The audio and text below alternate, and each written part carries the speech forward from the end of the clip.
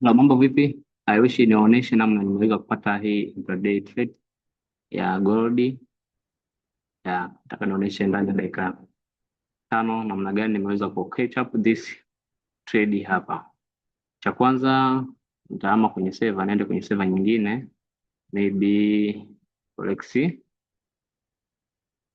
XM. Maybe hapa. Cha kwanza nilipata kwenye 4H. Anza kwenye 4H nikaona kwamba tuna bearish. Hii yote ni collection. Manake tulishafika kwenye level hii, what to expect tupate movement ya kushuka turudi mpaka hapa kwenye hii price. So kwa hapo baada ya kuona hivyo nikarudi kwenye hapa nikagundua I have structure nzuri hapa ambayo huwa ndio mara nyingi naitumia, lakini zipo nyingine nyingi ambayo nazitumia. Baada ya kuona hapa soko lilikuwa kitu kama hiki, lilikuwa hapa lilikuwa hapa. Kwa hiyo nilichokuwa nakitarajia kwamba soko lirudi hapa linipe confirmation trade, then niingie kushuka chini. Kwa haraka nikarudi kwenye lower time frame ya 1 hour. Kwenye 1 hour nikasubiria soko, nikaweza manage kufanya refinement, nikahamisha hii hadi hapa kama refinement ili niweze kupunguza riski. Lakini pia nikarudi kwenye 30 minutes. Kwenye 30 minutes nikapata tena refinement nyingine.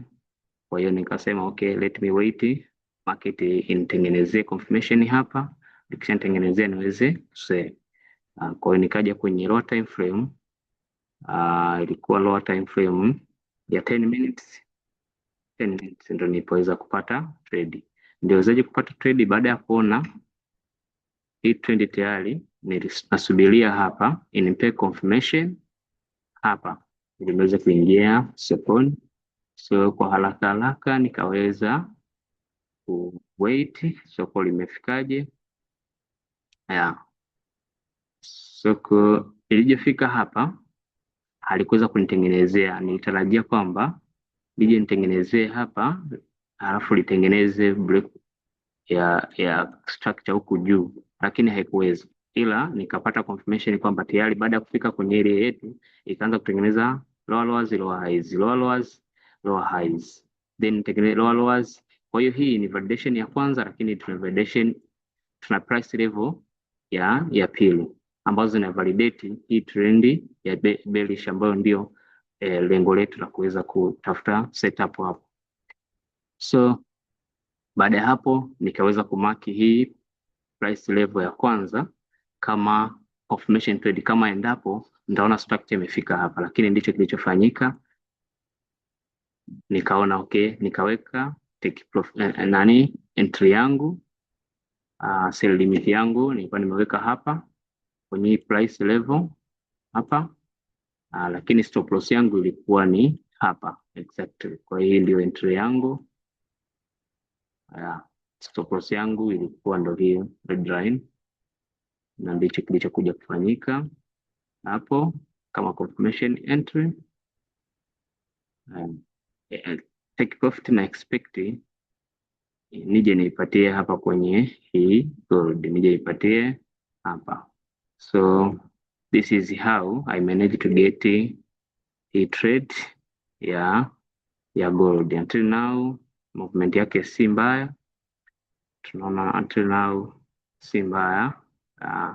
Imeshaenda almost risk reward ratio ni 1:21. Thank you very much. May God bless you.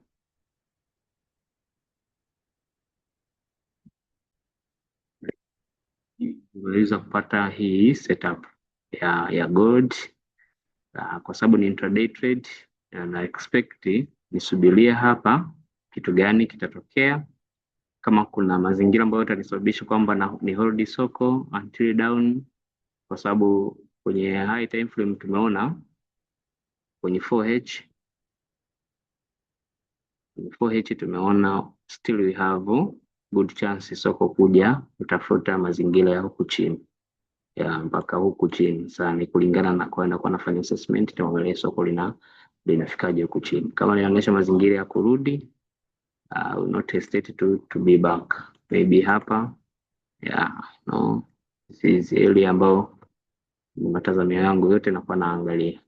This is how I got gold entry ambayo tumeiona kwenye kwenye hapa ndipo tuliweza kuiona. This is I got this entry on gold. Thank you very much.